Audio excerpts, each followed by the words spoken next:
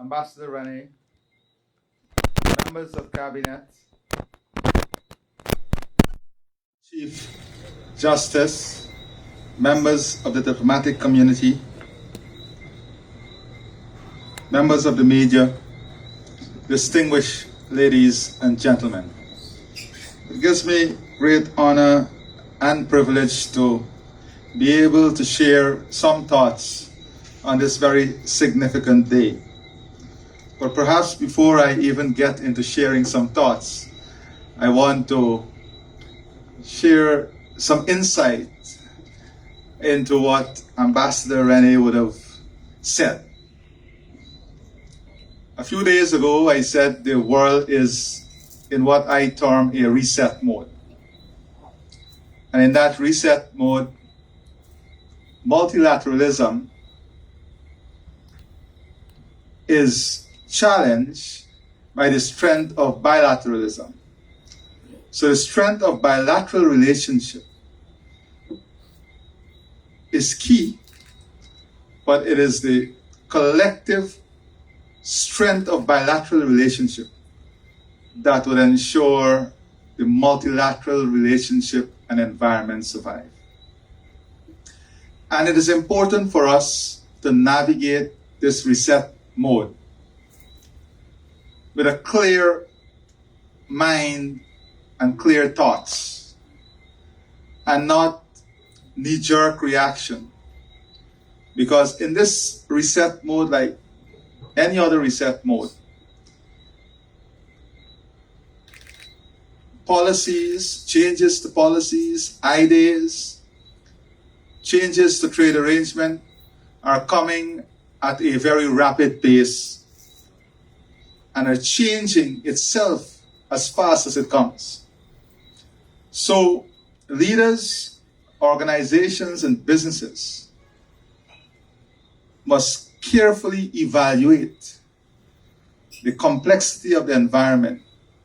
Otherwise, you can make serious mistakes in decision making for your businesses and for leaders for our countries.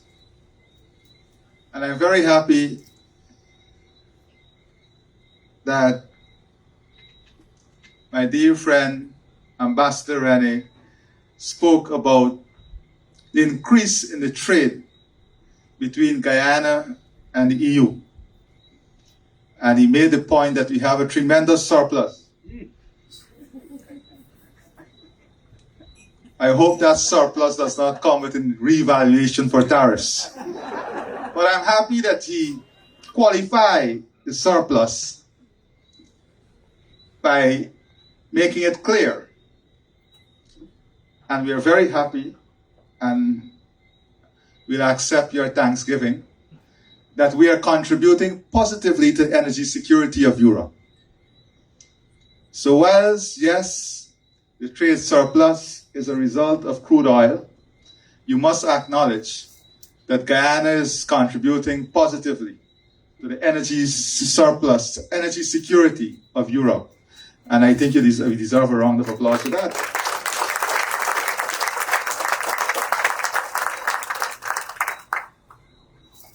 But what are we doing with the revenues from energy? And this is key.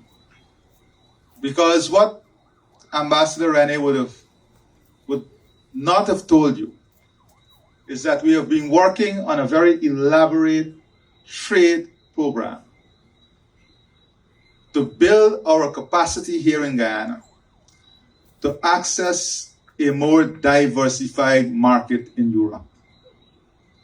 Fresh fruits and vegetables and coconut water from Pomeroon. And we are very confident that with the type of infrastructure investment that we are putting in place for the agricultural expansion, especially in products like coconut water, and then the byproducts, that this also would be an important area for a trade expansion. But for us to realize this, it is important that we build the ecosystem with the phytosanitary requirements and all the other international certification. And we have been working with the European Union in ensuring that as we build out this capacity, we are building it within the ecosystem that will support the smooth export of these commodities. I would also like to say that over the last 3 years, we have enjoyed a very fruitful and respectful relationship between the EU and the government of Guyana. And a lot of that is because of the approach of the ambassador and the government. And that approach was to build partnership, enhance trust, and create opportunities. And those are the feature of the partnership that we've been able to develop. I have noticed, sadly so, that when the ambassador identified all those who contributed to the many delights we'll enjoy this evening, he did not make reference to a single man. I do not take that European men cannot cook or do not know their way around the kitchen. And if that is the case, I will definitely, Ambassador, wish to offer you some technical assistance from Guyana.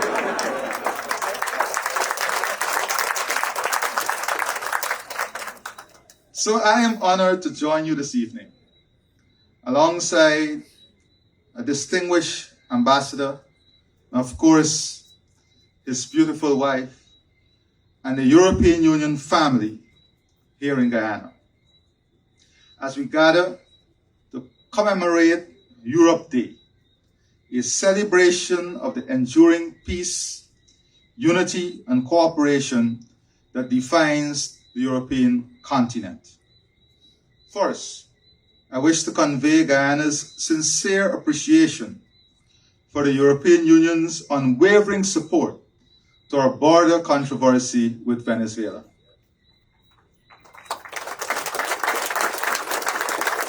The EU's steadfast advocacy for the principles of international law, reinforced by the recent declaration of the International Court of Justice, affirms our long-held belief that differences must be handled through peaceful, legal channels rather than unilateral acts that threaten regional stability.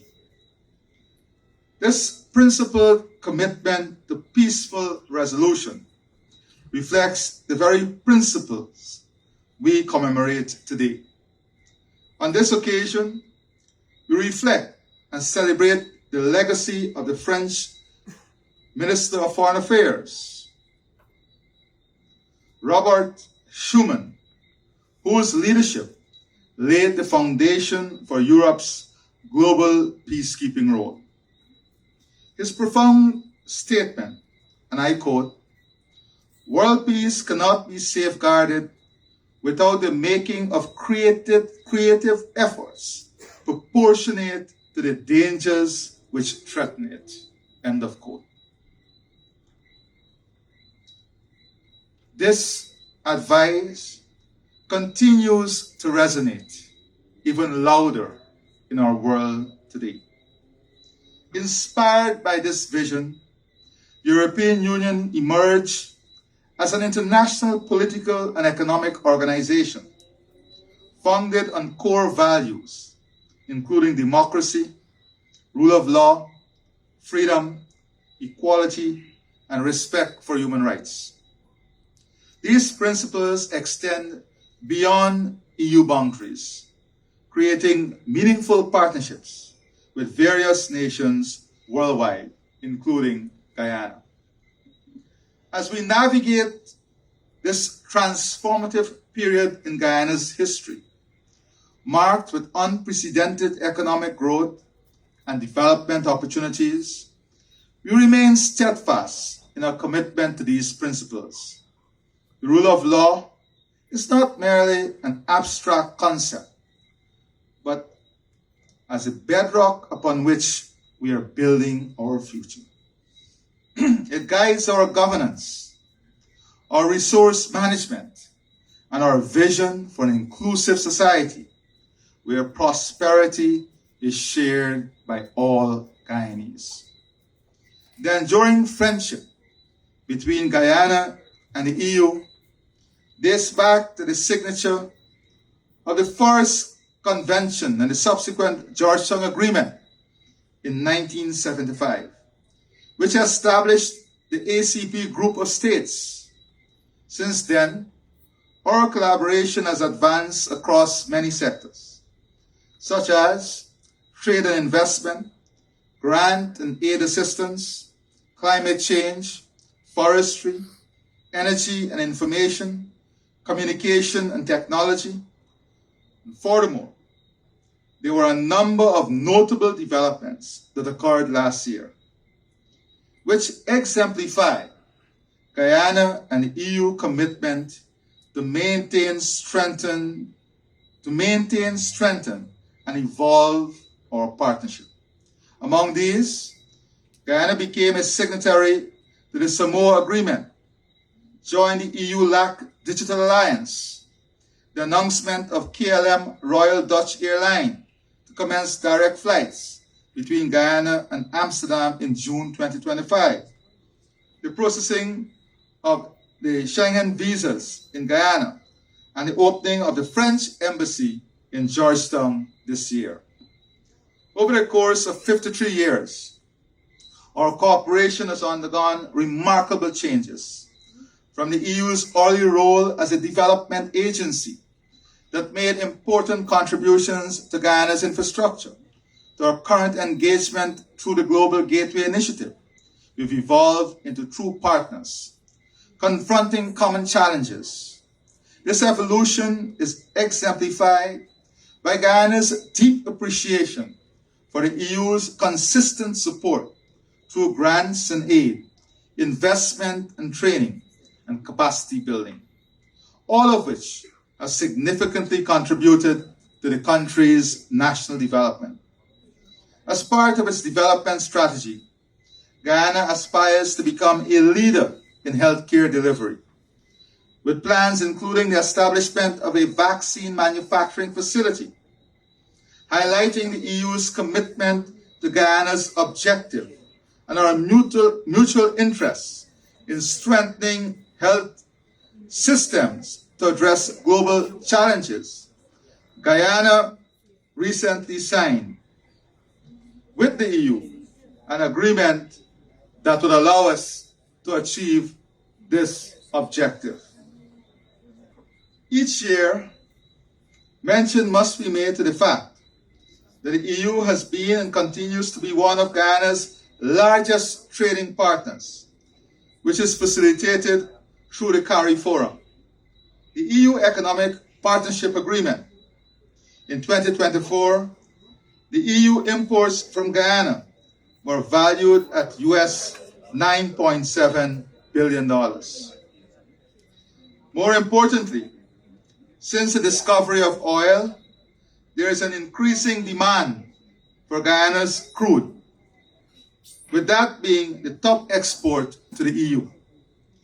In the year 2024, 66% of Guyana's crude were exported to Europe. On climate change, Guyana commends the EU's leadership. The EU has consistently led the global fight against climate change through financial support to developing countries. In partnership with Guyana, this commitment has materialized through our Forest Partnership MOU and the Voluntary Partnership Agreement aimed at promoting sustainable forest management and combating illegal logging. Like the EU's ambitious target to reduce greenhouse gas emissions by 55% below 1990 levels by 2030 and achieve carbon neutrality by 2050, Guyana is a net carbon sink. The shared commitment between the EU and Guyana has fostered active collaboration as we work together towards these critical environmental goals. Excellency, you have certainly fulfilled the bold promises you made 3 years ago.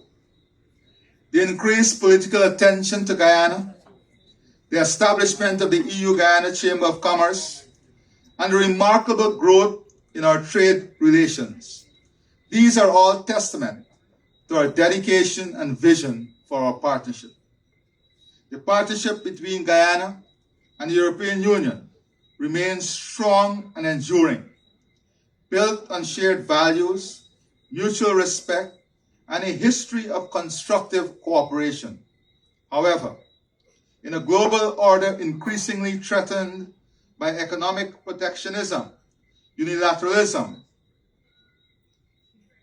it is imperative that both sides engage in meaningful dialogue aimed at recalibrating their relations to better address current and emerging challenges. Such engagement will help ensure that this vital partnership remains responsive and mutually beneficial in the face of shifting global dynamics. The present situation demands that we deepen economic cooperation between Guyana and the EU. This year marks an important moment in Guyana's democratic journey as we prepare for national elections. The European Union has been a steadfast defender of democracy. Guyana deeply values the EU's principled support for democratic governance, transparency, and the rule of law. We look forward to welcoming an EU election observation mission to our upcoming elections and to continuing our collaboration in upholding democratic standards that serve the interests of all Guyanese. As I conclude, ladies and gentlemen, please join me in raising a toast to the European Union, to our enduring partnership, and to the values that bind us together. May our friendship continue to flourish for generations to come. I thank you and God bless all of you.